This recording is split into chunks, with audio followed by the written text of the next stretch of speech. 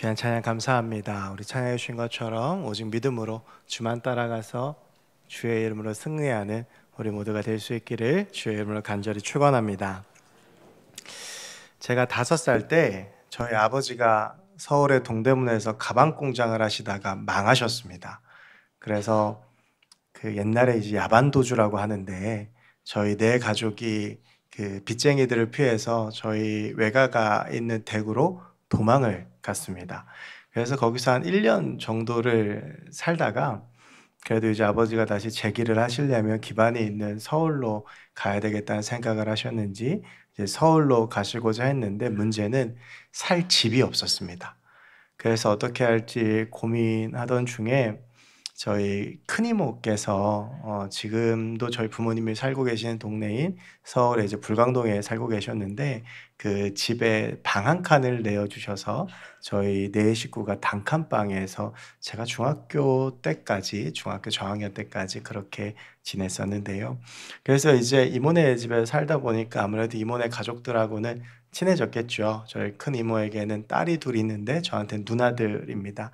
그래서 그 누나들과 뭐 매일 같이 만나고 또 매일 같이 살다 보니까 거의 친남매처럼 친해져서 지금도 이제 얼마 전에도 오랜만에 만났는데 몇 년 만에 봐도 꼭 어제 만난 것 같은 이제 그런 사이입니다. 그러다가 이제 저희 이모가 분당 신도시 개발로 인해서 분당으로 이사를 가시게 됐는데요.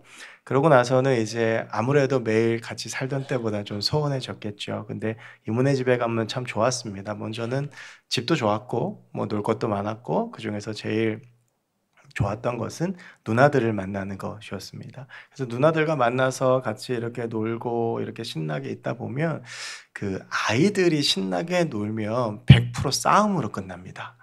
그래서 저희 누나들하고 이렇게 놀다 보면 참 많이 싸웠던 것 같은데 이제 네 명이잖아요. 편이 있었어요. 저하고 저희 작은 누나가 같은 편이었고 제 동생하고 저희 큰 누나가 같은 편이었습니다. 제 동생하고 저희 큰 누나 조금 조용하고 얌전하고 차분한 스타일이고 저하고 작은 누나 굉장히 활발하고 개구진 스타일입니다. 그래서 이제 보통 큰 누나가 없을 때에 제 동생 괴롭히는 걸 참 많이 했습니다. 그래서 늘 그 친구가 조용히 당하다가 우는 걸로 그 놀이가 끝이 나곤 했거든요. 그런데 하루는 뭐 제가 생각해도 좀 심하게 제 동생을 괴롭혔던 것 같아요. 그러니까 울고불고 막 난리가 난 거죠. 그래서 큰 누나가 뒤늦게 와가지고 이제 막 뭐라 하고 이제 저희 부모님한테도 이르고 그래서 뭐 한바탕 난리가 났습니다. 꽤 오래된 일인데 저는 그 가운데에서 저희 어머니가 저한테 오셔서 나지막히 제 귀에다 대고 말씀하셨던 그 말 한마디와 그 어조와 그 온도가 지금도 잊혀지지 않습니다. 집에 가서 보자. 저는 이제 그 말을 듣고 나서부터 불안과 공포에 떨기 시작했습니다. 이 집에 가면 무슨 일이 벌어질까 이렇게 생각하면서 불안하던 중에 너무 감사하게 집에 가는데 차가 막히는 거예요. 그러니까 차가 막히니까 그렇게 차가 막히는 게 좋았습니다.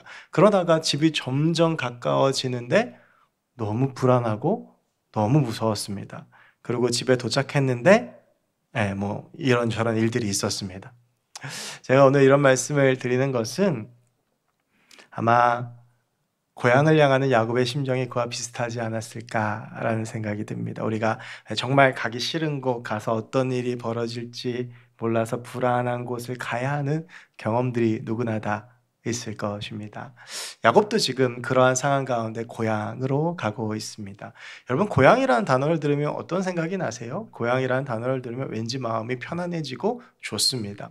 우리가 이 추석하고 설이 되면 참 이해할 수 없는 풍경이죠. 막힐 걸 알면서도 고향을 갑니다.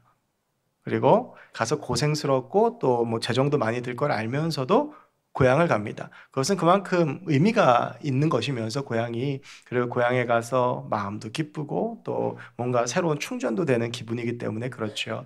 저한테 고향은 서울입니다. 서울에서 태어나서 서울에서 몇 년을 빼고 쭉 살았기 때문에 저는 그 복잡한 서울에 가면 오히려 마음이 편합니다. 지난달에도 제가 잠깐 다녀왔는데 이제 서울 이렇게 들어가면 보통 강남 인터체인지로 해서 이렇게 들어가게 되면 강남이 얼마나 복잡해요. 근데 그 복잡함이 오랜만에 갔더니 너무 좋은 거예요.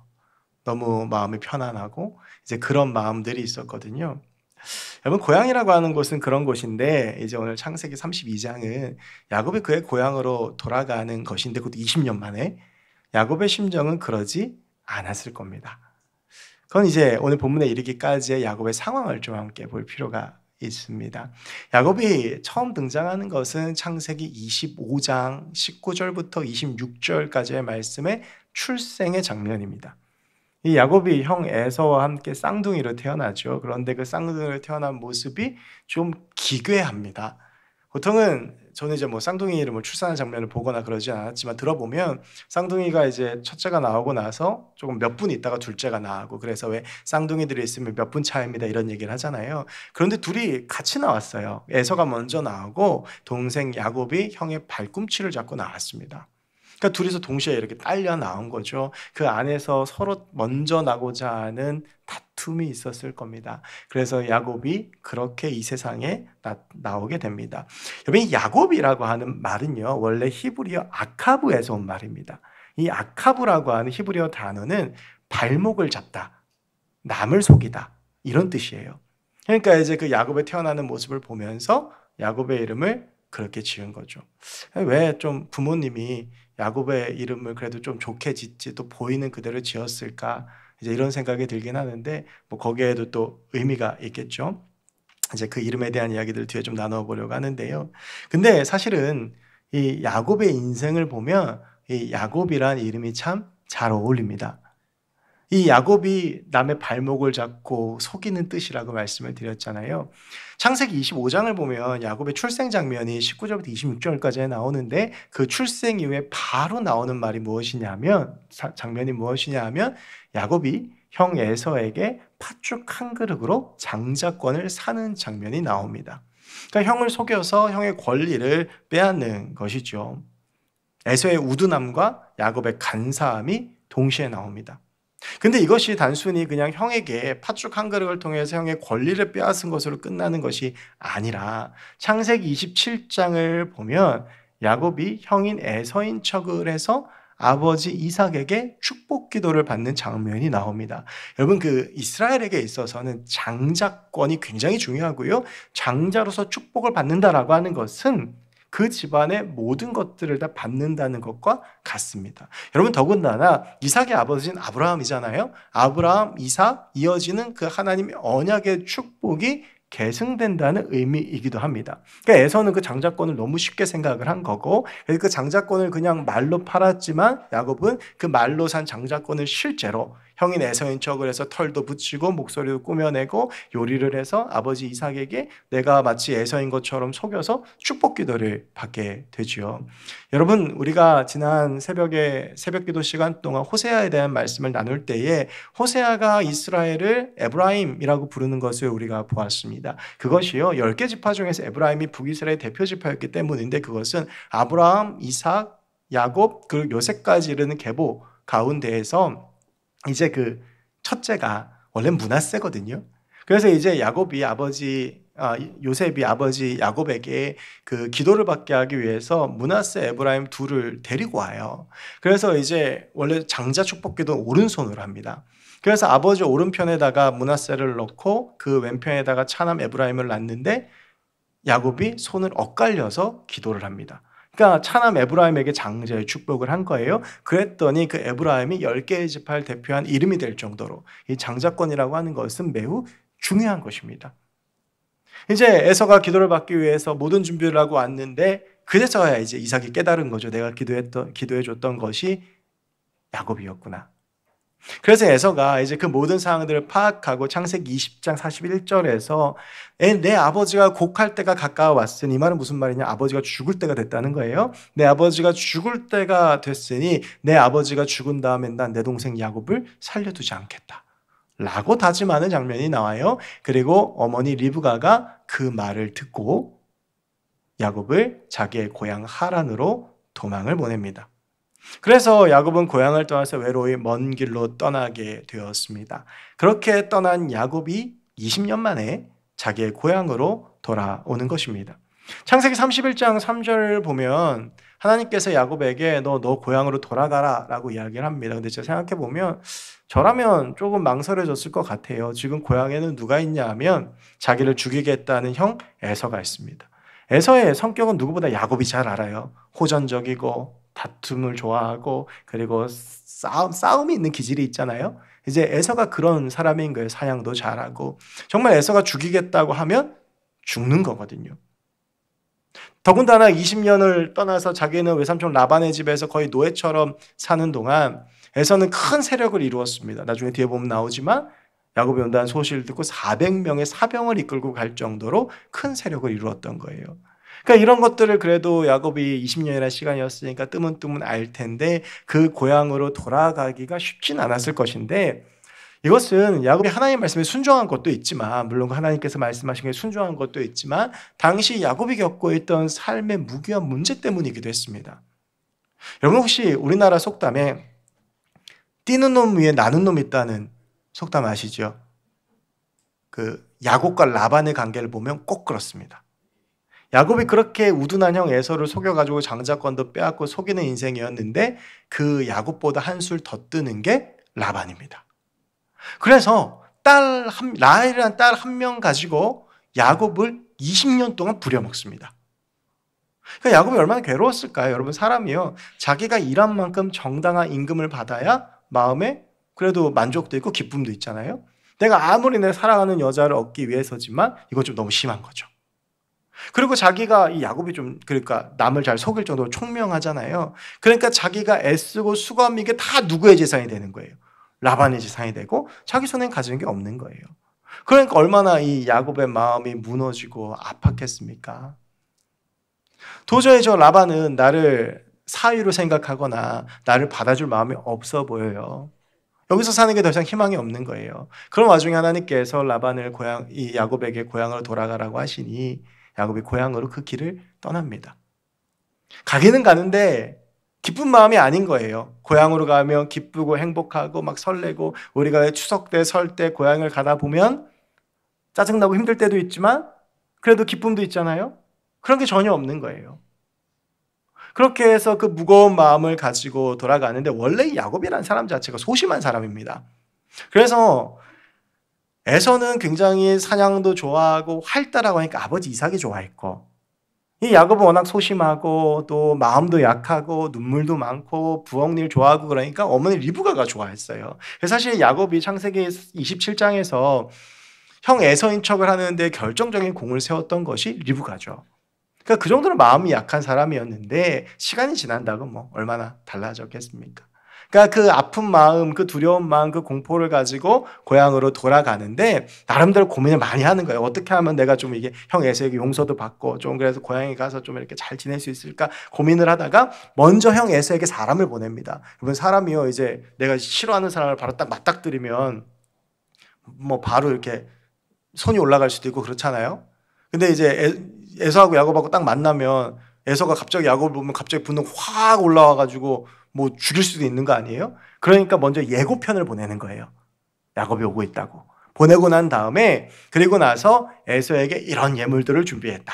그래서 뭐 나름대로 이제 그 라반의 집에서 가지고 온 그 예물들을 가득 준비해서 이제 에서에게 주려고 합니다. 그런데 에서에게 보냈던 사자들이 돌아옵니다. 그런데 그 돌아왔던 사자들이 하는 이야기를 듣고 야곱이 질려버립니다. 형 에서가 야곱이 온다는 소식을 듣고 400명의 군사를 데리고 야곱을 맞이하러 옵니다. 야곱의 입장이라면 이건 분명히 형이 날 죽이려 하는 거구나 라고 생각했을 것이죠. 그래서 창세기 32장 7절을 보면 이런 말이 나옵니다. 야곱이 심히 두렵고 답답해요. 그러니까 마음이 얼마나 괴로웠겠습니까? 이게 지금 앞으로도 못 가고 뒤로도 못 가는 상황인 거예요. 하란에선 떠나서 고향으로 돌아가고 있는데 그 고향에서 형 에서가 나를 죽이겠다고 달려오니 야곱이 그 답답한 상황 가운데에서 하나님께 기도를 하죠. 9절부터 12절까지 오늘 본문 앞에 있는 9절부터 12절까지의 말씀을 보면 이 기도의 내용이 얼마나 간절한지를 알 수 있습니다. 하나님께 언약을 상기시켜요. 하나님 그렇게 해주시기로 하셨잖아요. 내 조상들이 그렇게 해주기로 하셨잖아요. 그러니까 나 지켜주셔야 됩니다. 라고 그렇게 간절히 기도를 합니다. 그리고 나서 야곱이요. 예물도 종도 가족들도 다 보내고 홀로 남아 있습니다. 왜 홀로 남았을까? 이거에 대해서 많은 학자들의 추론이 있습니다. 야곱이 무서워서 마음을 다지는 시간이 필요했다. 아니면 야곱이 더 기도했다. 이런 여러 가지 시간들이 있는데 제 생각에는 아마 야곱이 이런 두려움들로 인하여서 거기서 하나님께 기도하지 않았을까라는 생각을 해봅니다. 왜냐하면 야곱은요, 이미 하란으로 20년 전에 갈 때에 베델에서 하나님을 만난 경험이 있습니다. 아마 그런 마음이 있지 않았을까요? 내가 그동안 20년 동안 하나님을 떠난 삶을 살았지만 사실 야곱의 인생의 순간순간을 보면 그 인생 가운데 하나님께서 깊이 개입하셨다고 보기는 어렵거든요. 근데 하나님, 내가 이젠 돌아가는데 하나님 나 좀 도와주십시오 라고 하는 그런 마음이지 않았을까라는 생각이 듭니다. 분명한 것은 야곱이 무엇을 하느라 거기에 있었는지 모르겠지만 기도를 했는지 덜썩 그냥 앉아 있었는지 좌절했는지 모르지만 매우 불안하고 두렵고 힘들고 공포스러운 상황 가운데에서 내 힘으로는 어떻게 할 수 없는 문제를 만나 괴로운 상황이라는 것입니다. 그런데 여러분, 오늘 본문에서 굉장히 재미있는 일이 일어납니다. 우리가 영화를 보거나 드라마를 보거나 문학 작품을 볼 때 굉장히 중요한 게 있습니다. 그러니까 좋은 글, 좋은 드라마, 그거는요, 개연성이 있어야 됩니다. 그러니까 앞뒤가 설득이 돼야 돼요. 왜 이런 게 나오고 그다음 이게 나오고 이런지가 이해가 돼야 되는 글이 좋은 글이고 좋은 드라마인데, 보다가 갑자기 뜬금없이 엉뚱한 장면 나오면 채널 돌리잖아요. 우리 드라마 보다가도. 여러분, 지금 이 논리 전개가 그래요. 사실 이런 면으로 보면 이거 빵점짜리입니다. 야곱이 양복관계 홀로 남았는데 그 다음에 나오는 게 뭐냐면 갑자기 어떤 사람하고 씨름을 해요. 누군지, 왜 하는지 성경에서는 말하지 않습니다. 이제 뒤에 보면 우리가 알 수 있죠. 야곱이 갑자기 나타난 사람하고 씨름을 합니다. 이 씨름이 무엇이었을까? 예전에 이제 이스라엘 문화에서는 이 씨름을 자연재해에 빗대어서 설명하기도 했대요. 그래서 야곱이 있는데 폭풍우가 몰아치고 그 가운데 야곱이 싸웠던 거다라고 설명하는 신학자도 있고, 야곱이 간절하게 기도했던 모습이다라고 설명하는 신학자도 있지만, 분명한 것은 우리가 뒤에까지도 읽으면서 알 수 있지만 지금 야곱은 자신의 눈앞에 나타난 하나님을 붙잡고 있다라고 하는 겁니다. 그가 이 사람이 하나님인지 아닌지는 모르고 시작했을 수도 있는데, 근데 붙잡고 씨름을 하면 할수록 야곱은 내가 지금 붙잡고 있는 것이 하나님이라는 사실을 깨달았습니다. 그래서 놓으라고 하는데 놓지 않고 끝까지 붙잡잖아요. 그리고 나서 그곳의 이름을 브니엘이라고 짓습니다. 하나님의 얼굴을 보았다라고 하는 것이죠. 사실 오늘 본문이 시작하는 창세기 32장에서 하나님은 야곱에게 하나님의 사람들을 보여주셨습니다. 그런데 그 사람들이 어떠한 모습이었냐 하면 야곱이 그곳의 이름을 마하나임이라고 짓거든요. 여러분, 이 마하나임이라는 말 많이 들어보셨잖아요. 마하나임은 무슨 뜻이냐 하면 하나님의 군대라는 뜻입니다. 그러니까 이 두려움 가운데 있는 야곱에게 하나님께서 뭘 보여주신 거냐 하면 하나님의 군대를 보여주신 거예요. 그러니까 여러분, 이게 얼마나 든든합니까? 내가 지금 이 길을 걸어가야 되는데 너무 힘들고 괴롭고 나를 죽일지도 모르는 그 길을 걸어가는 데 있어서 하나님께서 군대를 보여주셨다라고 하는 것은 내가 너를 지켜주겠다, 너와 함께하겠다라고 하는 의미입니다. 그런데 여러분, 이 하나님의 군대를 보고도 여전히 야곱은 불안해합니다. 그러면서 계속 머리를 굴리죠. 에서에게 먼저 사람도 보내고 예물도 준비하고 진영도 재편하고, 하나님께서 분명히 하나님의 군대를 보여주셨지만 여전히 야곱은 그가 평생 그래왔던 것처럼 하나님 앞에서 계산기를 두드리며 자기의 머리를 쓰고 있는 것입니다. 그러다가 도저히 머리를 굴리다 안 되니까 야복강까지 홀로 남아있는 거예요. 그가 절망했는지 기도했는지 모르겠지만 그렇게 홀로 남아서 정말 아무것도 할 수 없다고 지쳐버린 그에게 하나님께서 나타나신 거예요. 야곱은 그 하나님을 붙잡습니다. 지금까지 머리와 경험과 생각과 지혜, 내 능력 붙잡고 살아왔던 야곱이 도저히 안 되는 순간에 자기의 눈앞에 있던 하나님을 붙잡고 놓지 않는 거예요. 붙잡고 야곱은 깨달았습니다. 이게 하나님이구나. 내가 이 하나님을 놓치면 죽겠구나. 이 하나님만 붙잡아야 내가 살 수 있겠구나. 지금 내가 죽을 것 같은 상황인데 이 하나님을 내가 붙잡고 이 하나님께서 내게 약속해 주셔야 내가 살 수 있겠구나.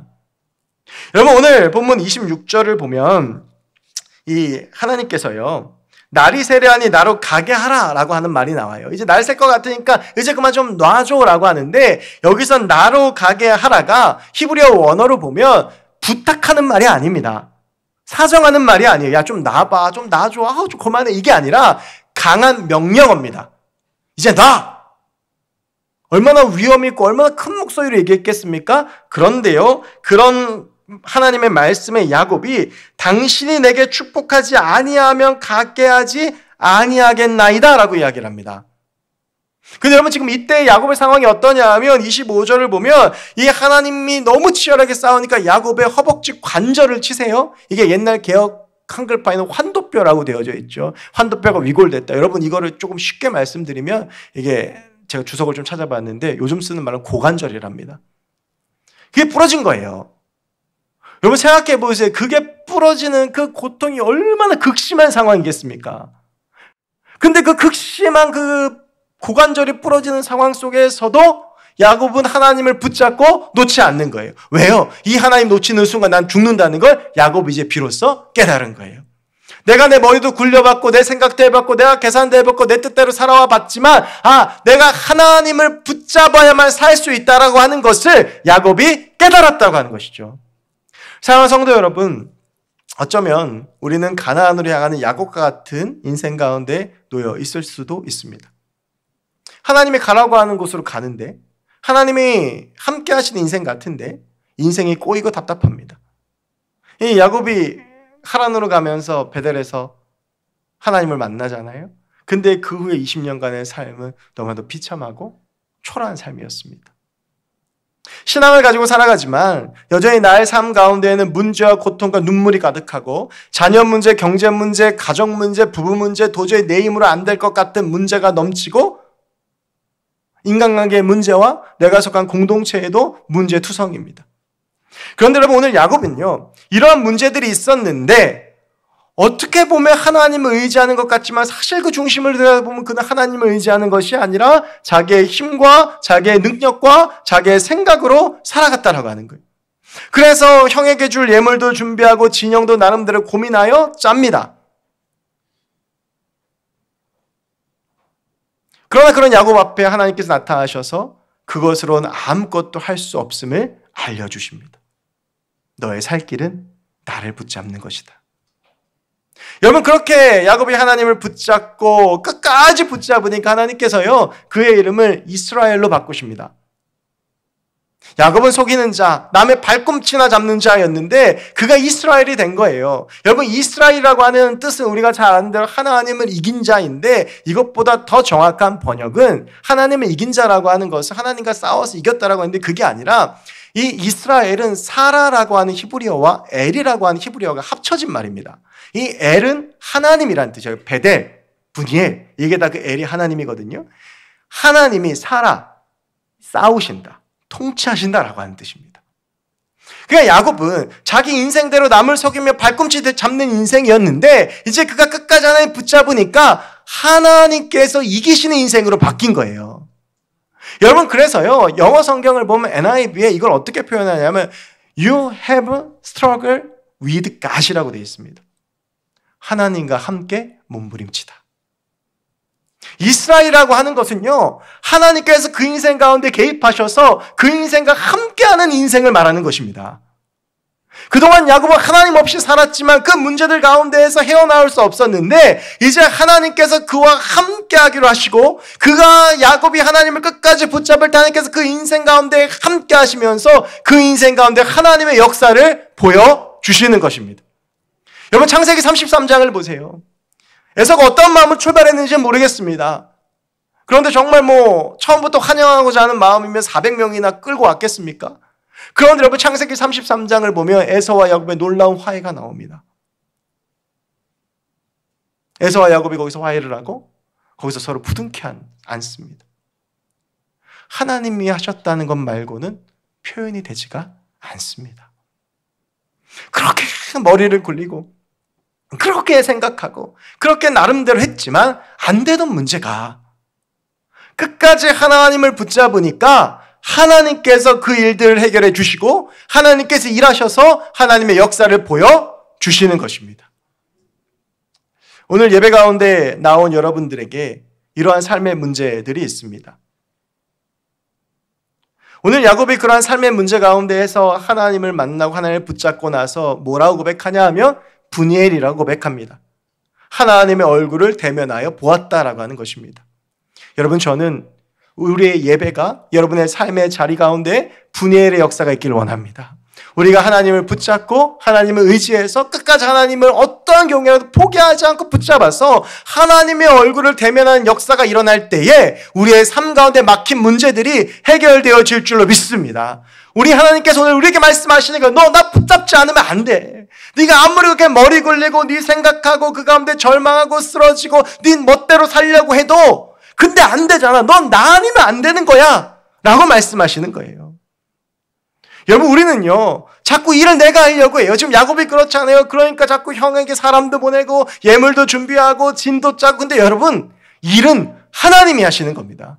우리는 그 하나님을 붙잡는 거예요. 어떠한 경우도 놓치지 않는 거예요. 내 고관절이 부러지고 그래서 내가 절름발이가 되고 내 인생 가운데 그런 상처가 남더라도 우리가 끝까지 하나님을 놓치지 않고 하나님을 붙잡으면 우리의 삶 가운데 하나님이 일하시고 역사하시는 줄로 믿습니다.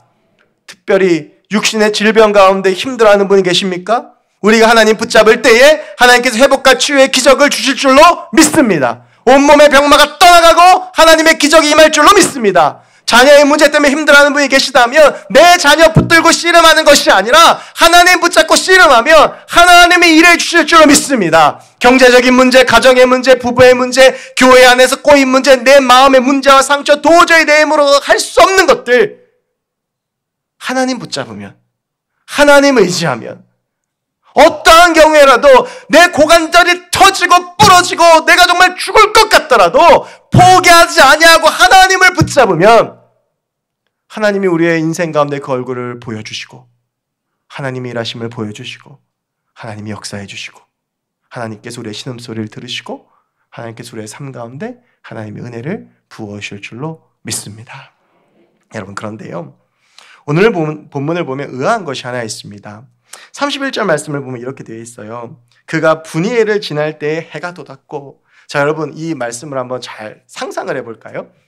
밤새 하나님을 붙잡고 씨름했던 야곱이 응답을 받았어요. 이름이 야곱에서 이스라엘로 바뀌었어요. 하나님이 내가 너와 싸워줄게라고 말씀하셨어요. 이 말씀을 딱 듣고 나서 이것을 분이엘, 내가 하나님을 보았다라고 짓고 그 분이엘을 지나는데 쫙 해가 떠올라요. 얼마나 가슴 벅차고 아름다운 광경입니까? 그런데 그의 허벅다리로 말미암아 절었더라. 절름발이가 된 거예요. 장애를 가지게 된 겁니다. 여러분, 신체의 한 부위가 불편하다는 것은 매우 힘든 일이죠. 제가 4, 5년 전쯤에 오른쪽 팔이 한번 부러진 적이 있습니다. 자전거를 타다가 이렇게 팔을 잘못 짚어가지고 제가 이 관절 부위가 떡 하고 부러졌어요. 오른팔이니까 컴퓨터를 하는 것도 불편하고 글씨를 쓰는 것도 불편하고 제일 불편한 게 음식을 먹을 때였습니다. 저 왼손을 별로 써본 적이 없거든요. 근데 이제 제일 힘들었던 거는 이제 그 다 낫고 나서도 지금도 여전히 좀 이게 팔이 잘 안 펴지고 이쪽 부위가 조금 유독 아프긴 한데, 제가 이제 제 나이에 드릴 말씀은 아닌데 비가 올 때만 되면 자꾸 시큰거려요. 이게 이제 관절이어가지고 너무 시큰거리고 비가 올 때만 되면, 그러니까 제가 이제 비가 올 때를 좀 맞출 수 있습니다. 아, 내가 왜 어른들이 그렇게 얘기했구나 이제 그걸 아는데, 근데 제가 이렇게 오른팔에 깁스를 하고 다니는 것을 교회 권사님이 보시고 저한테 무슨 말씀하셨냐면, 다리가 아닌 것이 정말 다행이다라고 말씀하시더라고요. 이분 다리가 좀 불편하신 분이세요. 그러니까 다리가 불편하니까 너무 힘드시다는 거, 어디 다니기도 힘들고 어디 가기도 힘들고 어디 뭐 계단 오르기도 힘들고 버스 타기도 힘들고. 여러분, 평생 다리를 절게 된다면 어떠하겠습니까? 이 야곱이요, 어떤 사고를 당한 것이나 다친 게 아닙니다. 갑자기 하나님이 나타나셔가지고 야곱이 한 것은 하나님을 끝까지 붙잡은 것밖에 없는데 다리를 절게 된 거예요. 인간적으로 보면 완전히 손해 아닙니까? 야곱이 얻은 건 뭐 이름 하나 얻었잖아요. 물론 이제 뒤에 그 이름 때문에 하나님께서 역사하시긴 하지만 이름 하나 얻었는데 야곱은 평생 다리를 저는 인생이 된 겁니다. 야곱은 잘못한 게 없습니다. 그저 먼저 걸어온 싸움에 적극적으로 대처한 것밖에 없습니다. 그럼 하나님께서 이렇게 간절하게 하나님 붙잡는 야곱에게 왜 이렇게 하셨을까요? 하나님을 이렇게 간절하게 붙잡는 야곱에게 좀 자기 못 간다고 가압적이고 허벅지 관절 팍 치셔가지고 평생 장애를 가지고 살게 하는 그 모습이 이해가 되지 않잖아요. 그런데 여러분, 한 가지 주목할 것은 야곱은 이 당시에도 이후로도 이 사건에 대해서 불평과 불만을 말한 적이 없습니다. 불편한 다이로 적잖이 힘들었을 텐데 야곱은 하나님을 원망하지 않습니다.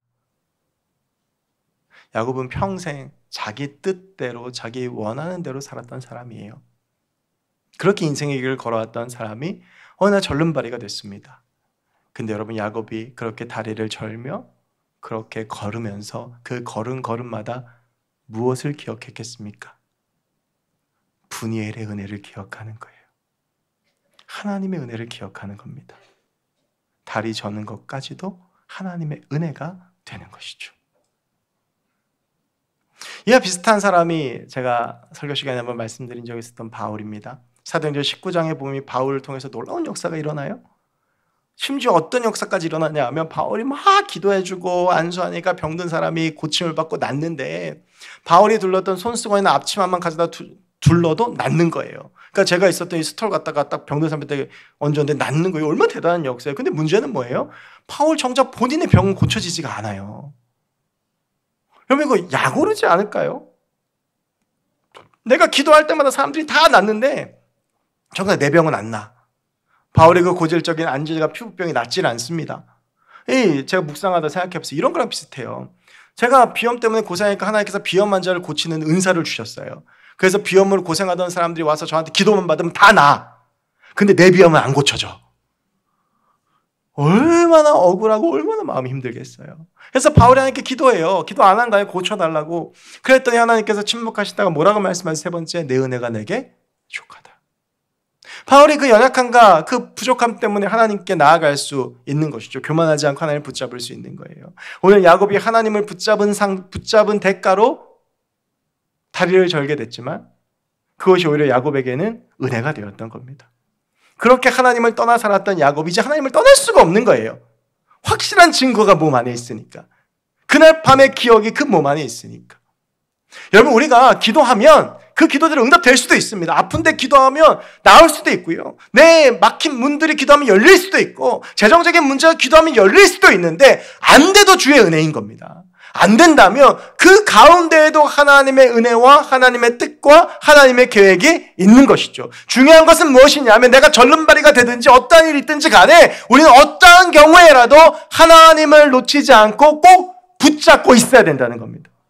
어떠한 경우에도 우리가 하나님을 붙잡고 놓치지 않고 하나님을 의지하고 하나님과 함께 걸어가면 살아계신 하나님, 우리를 사랑하신 하나님, 우리를 아시는 그 하나님께서 우리의 삶 가운데 역사하시고 고치시고 만지시고 일하시고 열어주시고 치유하시고 회복하시고 하나님의 놀라운 기적을 베풀어 주실 것입니다. 오직 하나님만 붙잡고 오직 하나님의 은혜만 붙잡고 어떠한 경우에라도 내 허벅지 관절이 부러진다 할지라도 내가 절름발이가 된다 할지라도 하나님을 붙잡고 절대 포기하지 아니하면 하나님께서 그 인생 가운데 하나님의 놀라운 은혜와 복을 내려주실 줄로 믿습니다. 그 하나님 붙잡고 승리하시는 우리 모두가 될 수 있기를 주의 이름으로 간절히 축원합니다. 기도하겠습니다. 하나님, 오늘 야복 강가에서 하나님을 간절히 붙잡았던 야곱을 함께 나누었습니다.